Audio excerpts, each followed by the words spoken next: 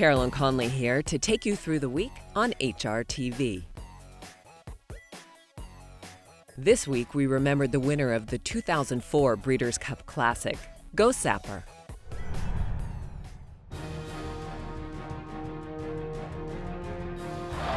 Zapper has now shrugged off Roses in May. Pleasantly Perfect continues to rally down the center of the track. Azeri doing her best, but she's now fifth. In between horses, Perfect Drift. Go Zapper kicking clear, and Go Zapper is pulling away impressively. And a pumped up Javier Castellano, they have soundly defeated Roses in May. Well, I have to say off the bat, Go Sapper is different from any other horse I've ever been around. Probably one of the smartest individuals that I've worked around. He came into the shed, of course, we all know he was probably one of the better race horses the last 25, 50 years. And I kept hearing Bobby Frankel say, this horse is a freak. Yeah, I mean, you know, he's so good, he's a freak.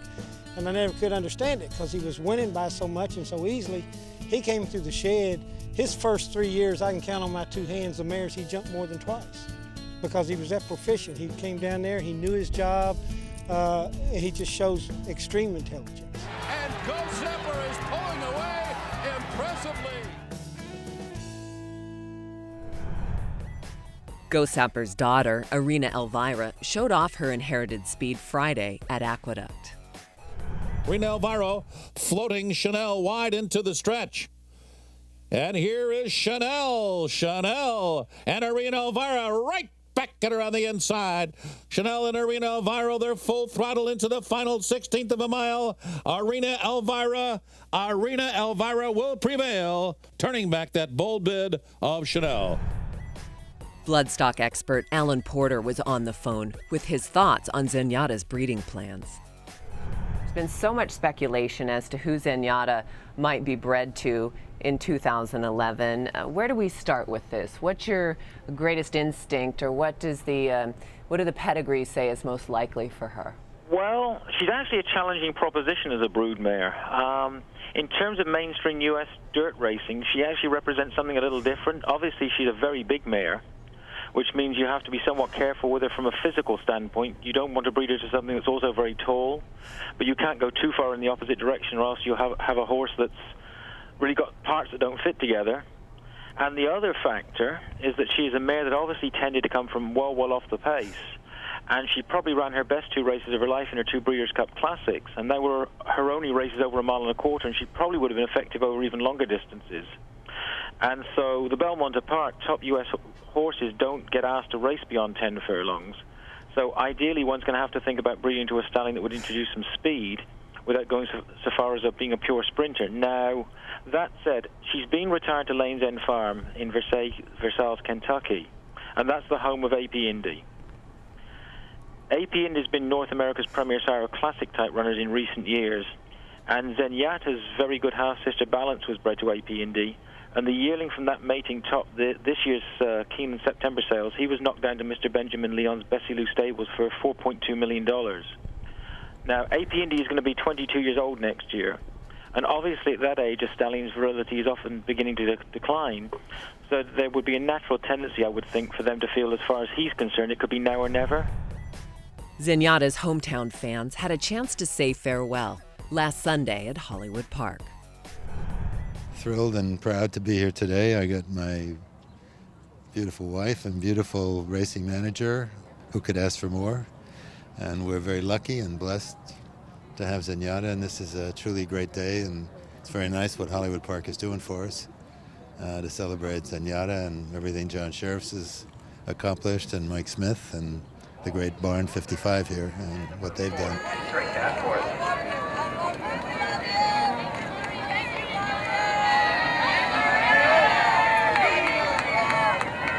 We're feeling fantastic. We have a tremendous horse that we're retiring 100% sound. Who could ask for anything more?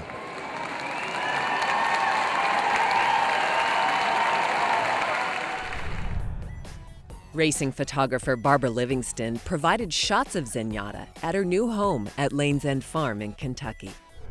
The internet has been abuzz with Zenyatta, of course, for some time now, but now it's all about how's she doing in her new home at Lane's End Farm. Well, Take a look, and these are courtesy of photographer Barbara Livingston.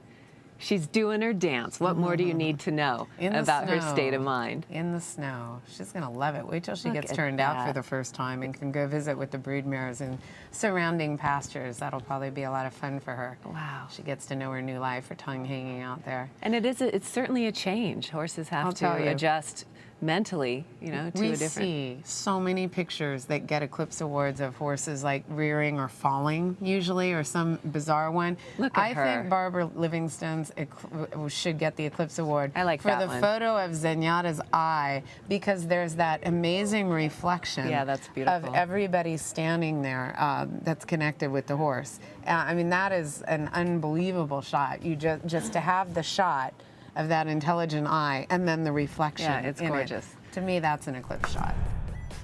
Zenyatta's breeding plans haven't been finalized yet, so Ben Taylor joined Race Day America on Thursday to introduce potential bachelor number 1. How was TaylorMade able to acquire Escandrea as a stallion? Well, we followed him early in his career, and we always were very excited about the horse and his pedigree. And when the time came available where it looked like he was going to go to stud, we were just in a fortunate position to be able to deal with Mr. Jackson and put a deal together that worked for all of us. He's got so many attributes. Talk about some of the key ones as a stallion prospect. Well, from a physical standpoint, he's unbelievable. I just love the horse from the first time I ever saw him. I mean, when he comes out, he's one of those horses that catches your eye. He's like a 16-2 quarter horse. He's heavily muscled, great bone feet, very athletic. I mean, from an individual standpoint, he's what you're trying to breed to race or sell.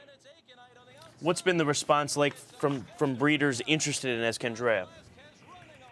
I tell you, I love the horse. I was just happy to see everybody else as excited about him as I was. Basically, he's about full. We've had probably 150, 200 mares submitted, and we're getting to the point where we want to not close him off. We may add some mares later, but we want to have a book that he can handle and get him started breeding, and then go from there. Maybe add a few mares later if our pregnancy rate's where we hope it should be. What is your criteria? What type of mare are you looking for? Well, we personally like young mares. They're good looking, and then they got to have pedigree. But my philosophy's always been you have to get a foal on the ground first. So I like young mares that are healthy, few covers, get a good foal on the ground. That a young mare, I think, can raise a better foal than an older mare. So we look for young mares with good pedigrees that are good looking. Bachelor number 2 stands at Vinery Farm, managed by stallion director Grant Williamson.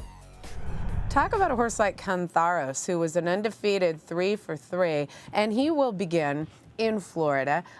Those 3 for 3 races, though, were by massive margins, fast times, 3 different types of surfaces, mud, slop, dirt. Will he maybe be a surprise, sire? We're hoping so. Obviously, he's by Lionheart, who was a very good sire, sold to Turkey last year. He's in the top 10 of general sires this year. And this was a brilliant horse. I mean, I know Steve thought a whole lot of him. We're delighted to have him. Well, with his brilliance and his graded stakes victories, how then did you make the decision to begin his career in Florida as opposed to Kentucky? The market in Kentucky is tough, as we all know right now, and we felt like, having moved Congrats up here, that Cantharos was a very good option to send down there and give Florida breeders a horse they could get excited about. When HRTV Rewind returns... We're ready to make some history here at the fairgrounds with Star Guitar, looking to set history, hopefully winning 4 Louisiana Champions Day races. Star Guitar earns millionaire status with his 4th Champions Day crown. Star Guitar!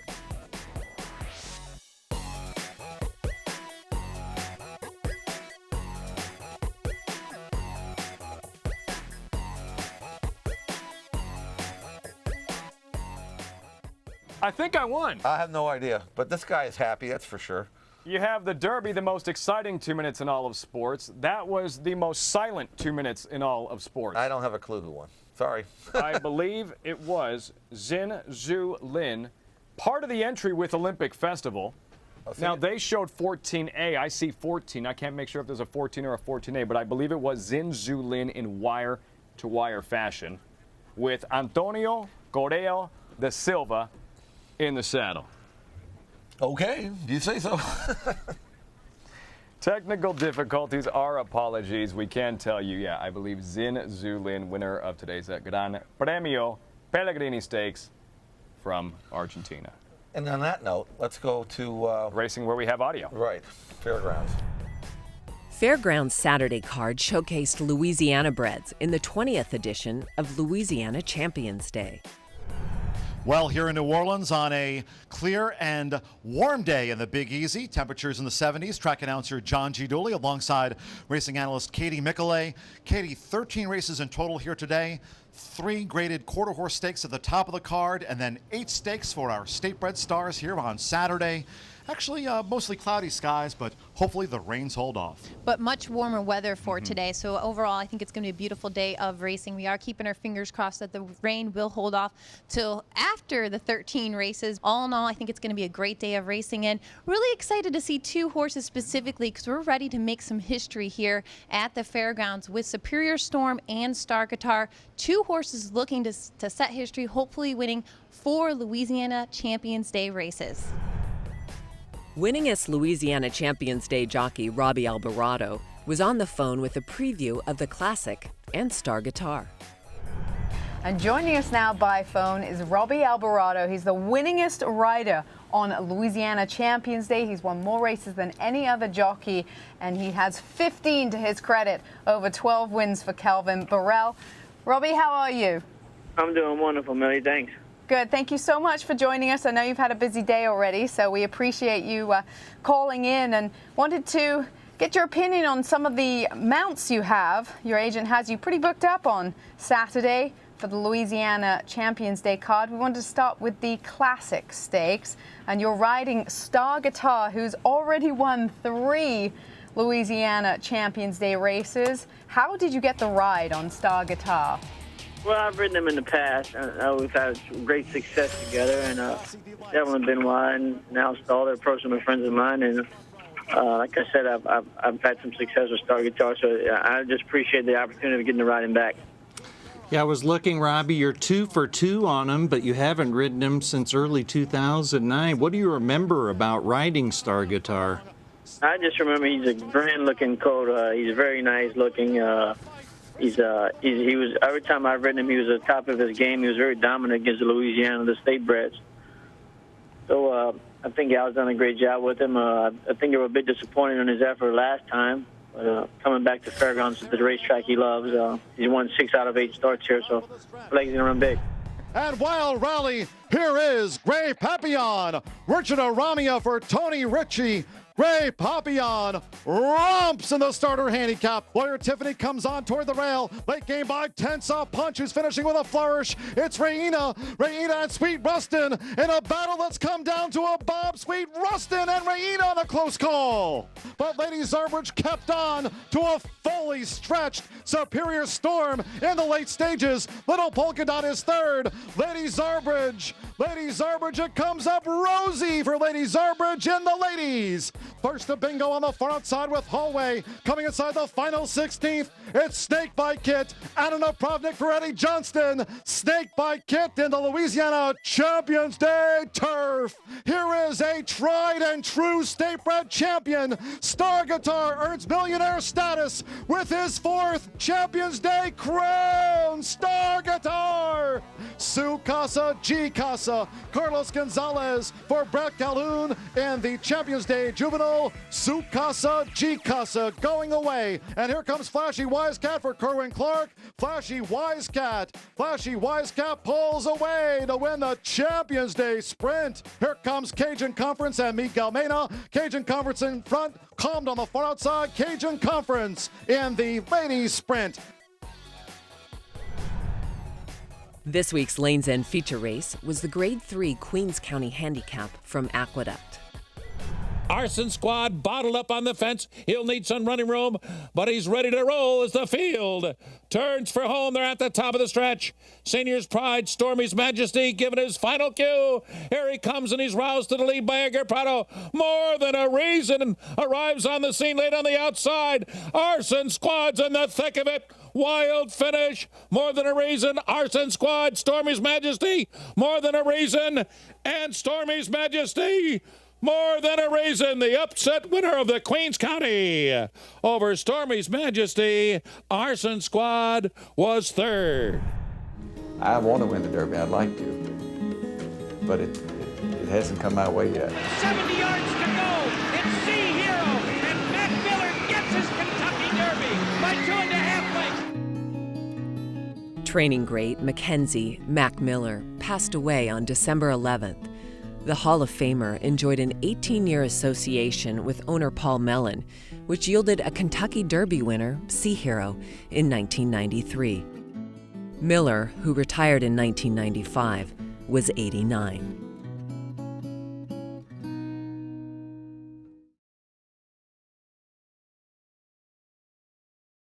All right, real quick, we've got a bullet drill. right. It's the holiday season. All right. So a little holiday trivia for you to start things off. What is the definition of a Yule log? Definition. I don't know, something that you burn for the fire for Christmas? I don't know. I'll accept it. They're close enough? I will take that. All right. Let's move to the next one. Main ingredient in eggnog. Egg? I was going more nog. I think there's a little alcohol in that one. Okay, all right. What that's is fine. the best present every year you receive? Is it during the holiday season or right after that 25th day? It's the racing form on December 25th, so I can study it on Christmas to be well prepared for opening day. Santa Anita opened its new dirt track for training on Monday. Ted Malloy, construction manager for the project, stopped by the set on Wednesday. A return to dirt, a big change here in California after the mandate. Tell us a little bit about some of the challenges you faced going from synthetic back to dirt.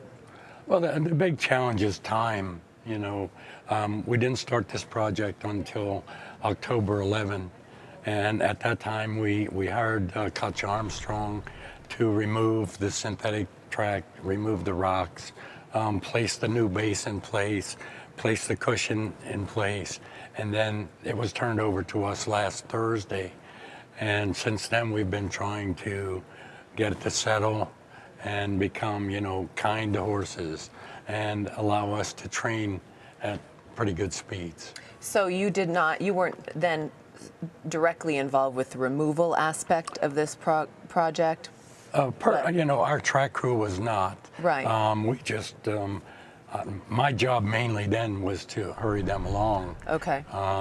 You know, they did a great job. That said, what do we know about the drainage situation? That was an issue when we had synthetic. How does that stand in terms of this dirt surface? Okay, I should say almost all dirt surfaces do not drain down through the surface.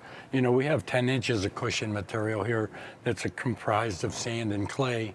And if the water went through all 10 inches of it, it would turn to soft mud. Mm-hmm. So what we strive to do is, because of the elevations of the track, we prepare the track for rain, such as we had Sunday night.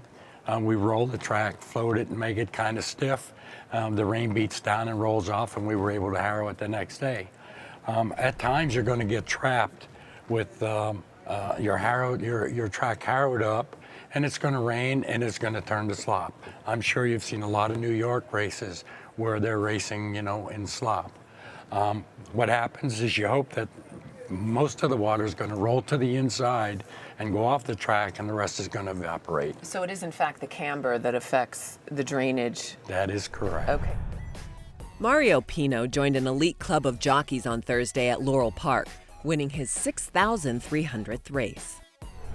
The turn for home. Empress Lisa Tarleton head-to-head for the lead. Starin is trying to kick it in just to the outside of the top pair. Then Pride of Mambo, a furlong left to go. Tarleton, Empress Lisa. Starin on the outside. Tarleton ahead in front from Empress Lisa. Starin on the outside. Pino and Starin on the outside. Tarleton to the inside. Eric Camacho's digging down, fending off Mario Pino. Pino surges. Pino's got it. Yes, 6,300. A Mario milestone. 6,300 wins for Mario Pino in the last jump. Star Anna. Pino, all the way to the wire. Witnessing history here on HRTV for a Thursday. Pino scores with number 6,300. Race Day America celebrated this day in racing history, December 10th, 1999.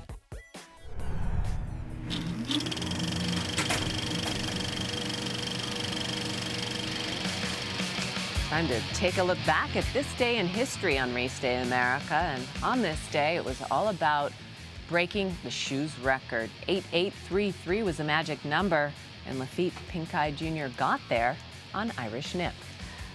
He tied it on a Van Berg horse and came back on a Mandela horse. So he did it for two barns that he'd had quite a bit of success with in both days of yore as well as current, you know, when he was riding a bit for Mandela. So that was a big day at Hollywood Park. So let's go back to December 10th, 1999, and watch Lafitte on Irish Nip.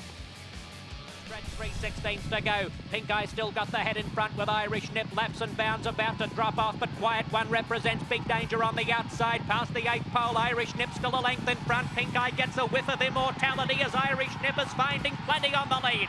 Responding to the Pink-Eye power, it's Irish Nip surging clear in its history at Hollywood Park as Lafitte Pink-Eye Jr. becomes the world's all-time winningest jockey. This week's Claiborne Stakes Showcase was the Grade 3 Fred W. Hooper Handicap from Calder Racecourse.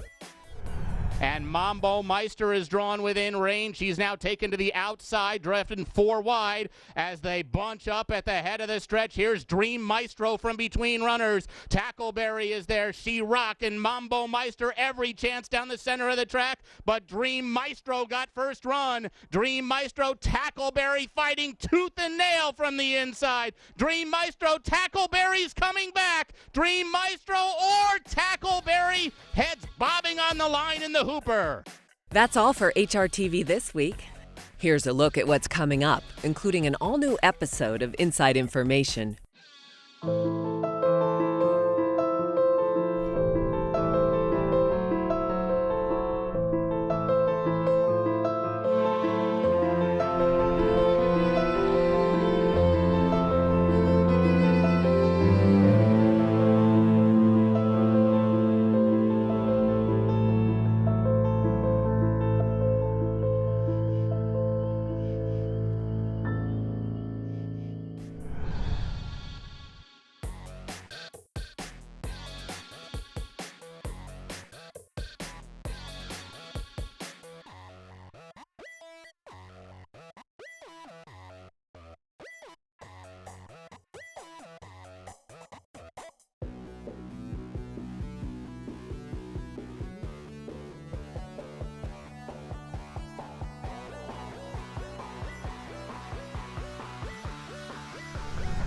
We leave you with the sights and sounds following the Gran Premio Pellegrini at Laurel Park. No sounds, we know that. Yeah, no sound. And look at this.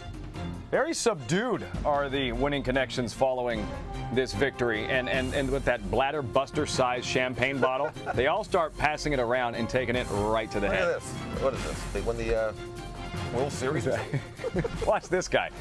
I think, who needs a glass? This is awesome. You don't see a lot of that. I mean, we may have jockey fights occasionally in the winner's circle after a major race, but you don't see this. No, you don't. No. Look at this guy. Look at this guy. Give me the bottle. You're wasting it. Straight to the head. And now he starts a trend. Pass it along. They know how to party down there, don't they? Look at these guys. They ain't messing around.